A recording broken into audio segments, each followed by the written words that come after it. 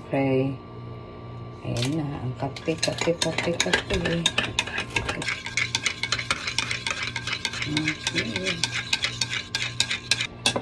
na.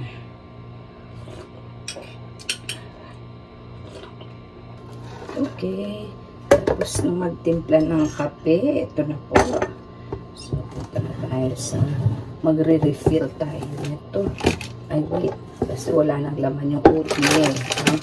Ito natin ilalagay ang oatmeal. Ito po.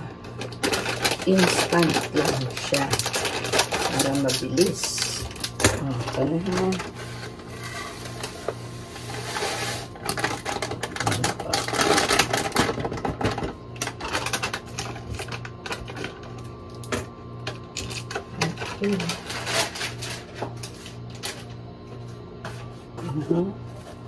So, kalahati lang siya, no? Kalahati lang po. Bakit? Magdadagdagan natin ito. May fix. Meron siyang kasamang berries special. Good condition. Okay.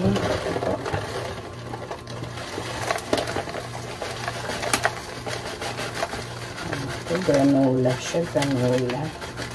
Okay, yun po. Di na puno. Di na puno. Okay na, puno na. Dito. Oo, nakuha ko po sa akin ng ano. Kasi, kailangan yung ating emergency bag, pinapalit-palitan po natin ng laman. Ito po sa emergency bag ko kinuha. Oo, nung isang araw na wala kami talaga pambili na ng aming mga groceries. So, naisip ko, uy, yung emergency bag, nandun pala. So,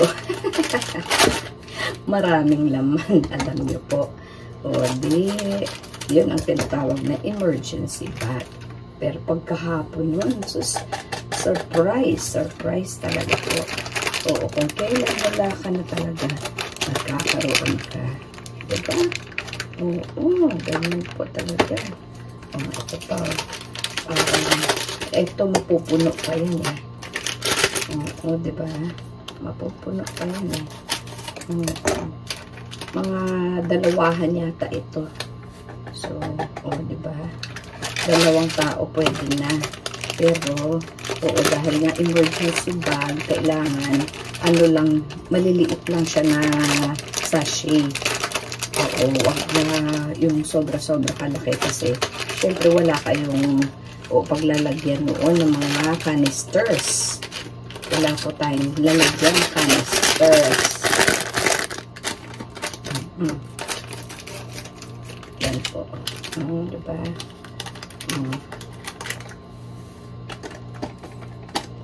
Open ulit natin to. Open ulit natin yan.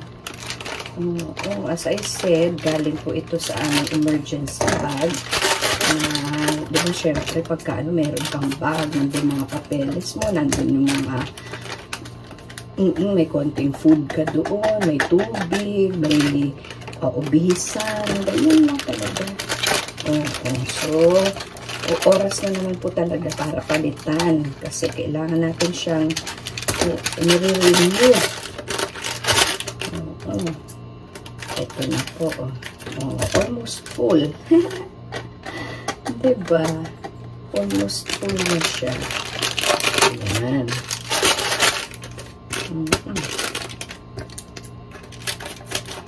Alright. Okay. Diba? Punong-puno na siya in a while. Uy, ay natapon ko lang po. Full. Ayan, dalawa pa. So, ito. Tignan mo naman.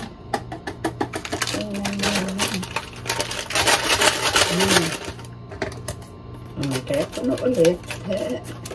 Puno ko ulit. Manalig lang lagi sa Panginoon. At He will fill you up.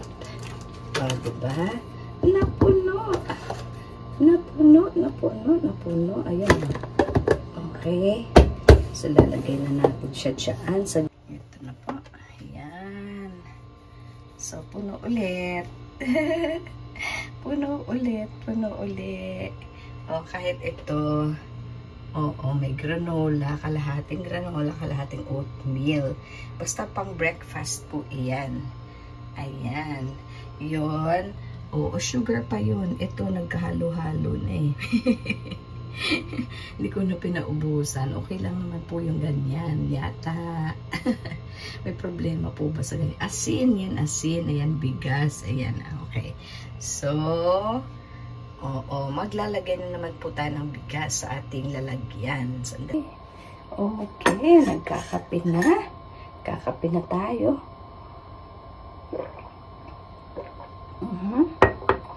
Masarap talaga ang kapeng tinimpla sa bahay. Timplang bahay po. Ayan. Okay. So, maglalagay tayo ng bigas sa ating lalagyan. Okay. Kunin ko lang ang ating lalagyan.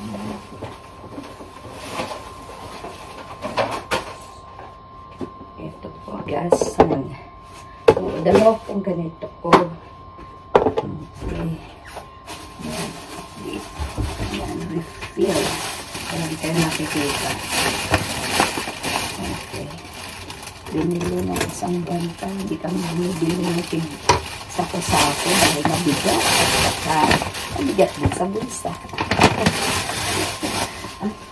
Besides, masira lang. Lagyan ng ito. Okay, ito po. Ito po yung available namin nung nakaraan. So, ito yung kami binili. Yes, brown rice siya. Brown rice po siya. Okay, ayan. So, wala naman pong bukbok. Ayan. 5 kilos lang siya. 5 kilos na brown rice.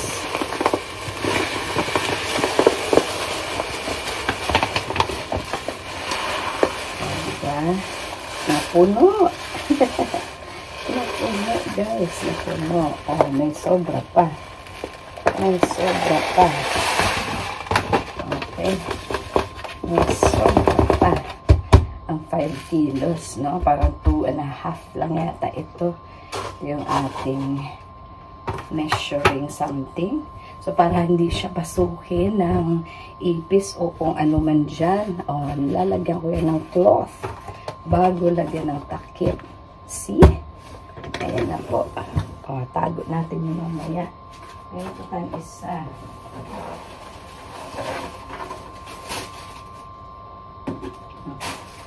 Ayan o. Okay. Ayan o. Ito talaga tinanggalan, no? So, meron din siyang sarili niya. Okay. Laki-laki na natin itong. Alright. Ayan po. Oops. Okay, dami na po. Meron kami mga alaga dito na maliliit. Alam kung saan po galing. Kasi wala naman po. Ayan. Okay. Ayan po. Wala na akong mga hanip-hanip. Wala po. Kasi, ano siya eh. Brown rice siya. Yes. Kano nga po bilhin namin dito? Sa 5 kilograms. Parang 400 plus. So, ibig sabihin, anak ko, divided by 5. No? Less than 100 naman per kilogram. So, sasaing tayo. Usually yung sinaing namin na 2 takal. Inaabot pa yan ng 2 o 3 araw. Hindi pang palakain ng rice. Ayan. Okay na po. So, lagay ko yan sa baba at okay. Itago. Okay. ito lahat ng mga plastic guys, ilalagay natin siya. Pagsama-samahin natin yung ating mga plastic at segregated po yung ating mga ano dito, no? Oo, kailangan talaga natin i-segregate para hindi naman magkahalo-halo doon sa ating basurahan. Para hindi rin po mahirapan yung ating mga taga-ano ng mga basura. So, dry naman siya, dry and single-use plastic ay nire-recycle po. Okay, so recycling is very important. Ito, mga ganito, single-use plastic na hindi na po natin magagamit dito sa bahay, edi ialagay na natin sa recycling. Opo, yan. Okay. Okay. Tapon na tayo ng basura, guys. Okay, so it's a Saturday na kailangan po natin mag-general cleaning. Okay. Wait lang. Hugas tayo ng kamay. Okay. Ito. Okay.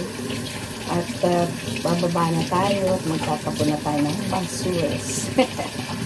Garbage. Okay, segregated po, no? Yung mga nabubulok at di nabubulok. Yung recyclables. Okay, so sige. Let's go. Okay, bago tayo magtapon ng basura, guys, ubusin muna natin yung kape at lalamig.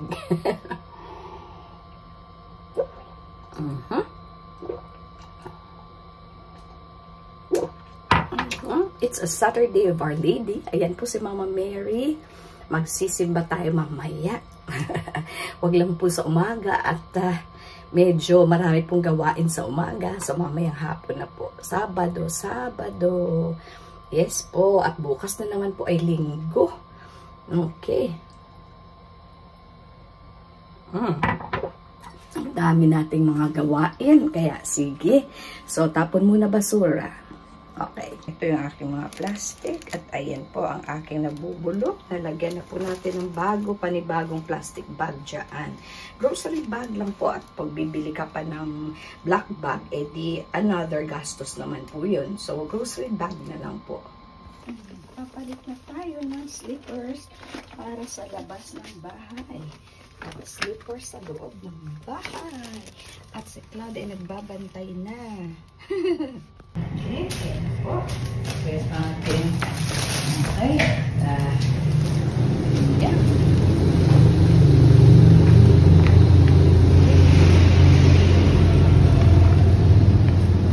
Ayan na, ready na pag umaga. Ready na po yan. So, dito ko na rin ilalagay. Okay. Dito sa kapila. Ayan o, plastic, ito yung mga nabubulok, ito yung mga papel. O dito. Pero basta nandyan yung malaki, diyan na lang nilalagay.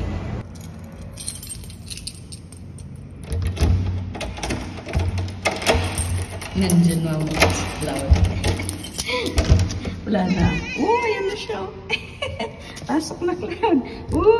Pasok na, Cloud. Pasok na, Cloud. Ako. Ayan. Buti na hindi nakalabas. Ganyan lagi eh. Okay. Okay. Ayan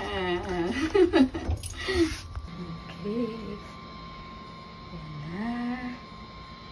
Okay. Lalaba po tayo. Okay lang yan siya. Ganyan. Dati po may takalan ako, ngayon ganyan na lang. Umigo ko na lang din siya kasi mahirap din naman buksan yun. Kaya eto na, oh. Okay. At ganyan lang. Ganun lang siya. No, so antayin na lang natin yan siya. May sabon na, may tubig na. Diretso, tuloy-tuloy na po iyan. Tuloy-tuloy na po iyan hanggang matapos. Semi-dry na siya. Kasi may spinner siya. Yan. 5.8 kilograms lang naman po. Kaya yung mga malalaki talaga, like ang bed cover, o po yung mga comforter, hindi na po kaya. Yan.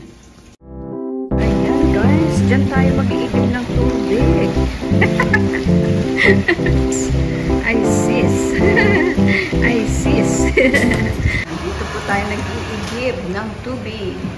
Grabe yung mga facts. On dehydration is making you fat and sick. Number 1, fatigue.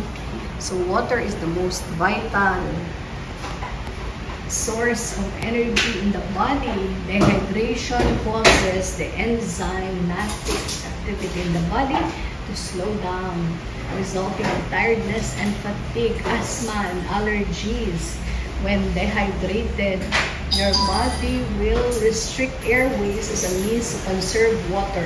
In fact, the rate of histamine produced by the body increases exponentially as the body loses more and more water. Grabe na facts on dehydration, no? And lack of water. So, high cholesterol din po. When the body is dehydrated, it will produce more cholesterol to prevent water loss from the cells. Ito pa, bladder or kidney problems. With dehydrated body, the accumulation of toxins and acid release creates an environment where bacteria thrive, resulting in the bladder and kidney to be more prone to infection, inflammation, and pain. Imagine, ayun, high blood pressure, tsaka premature aging, constipation, syempre kulang ka sa tubig eh. Ito, joint pain or stiffness, and weight gain. Ayan po. See? Hatid pa yan, no? Ihahatid pa yan. Uwi na kami. Okay. Maraming salamat po. Shoutout daw po. Shoutout. Sabi ni Kuya Makmak. Makmak nga ba? Opo. Tama. Sige, Kuya Mak. Thank you.